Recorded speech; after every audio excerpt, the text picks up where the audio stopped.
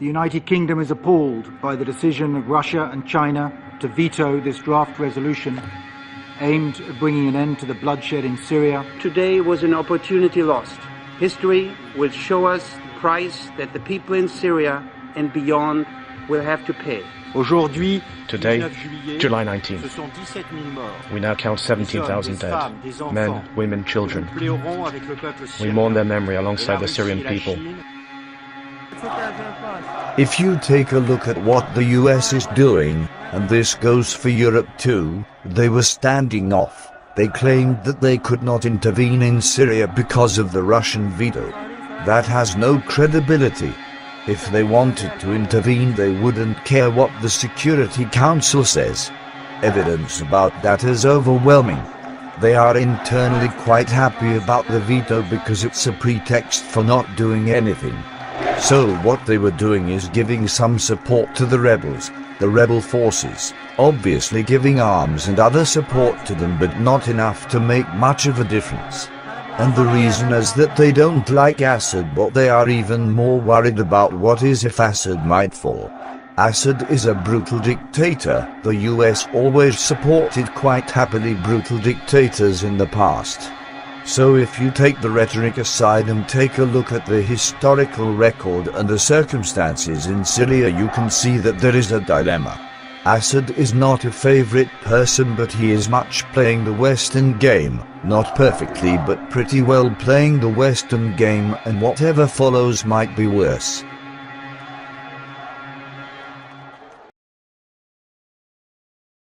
On my orders, coalition forces have begun striking selected targets of military importance to undermine Saddam Hussein's ability to wage war. Today I authorized 2 operations in Iraq. Targeted airstrikes to protect our American personnel, and a humanitarian effort to help save thousands of Iraqi civilians who are trapped on a mountain without food and water and facing almost certain death. What was planned for Iraq initially is planned for Syria and Iran in a similar way. The first public statement by the Israeli ambassador to the US the day Iraq fell, that was published in the New York Times, was congratulating the United States and saying, "We have taken Baghdad, now let's go and finish the job forward to Damascus and Tehran." They saw it very clearly. Any independent regime that existed in the region, the time had come to get rid of them, one way or the other, and so the plan was set into motion from that time onwards. Then the Arab Spring erupted.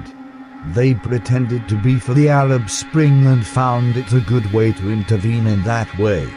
In Egypt they tried to link up with the Muslim Brotherhood and they failed, and now they have a military dictatorship that they are trying to settle.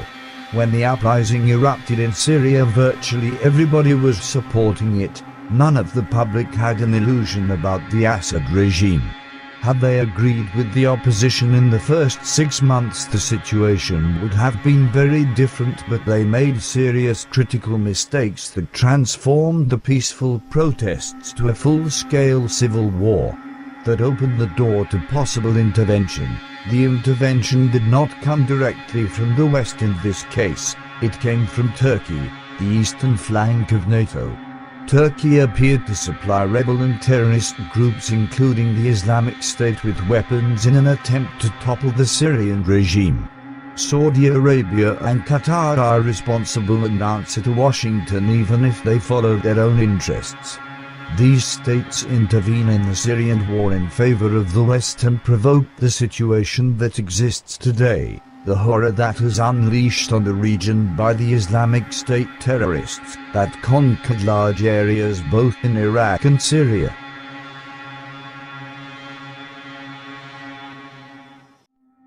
Certainly the way the British Empire ruled is divide and rule. Most of the countries where the British Empire was, when they left, those countries were divided.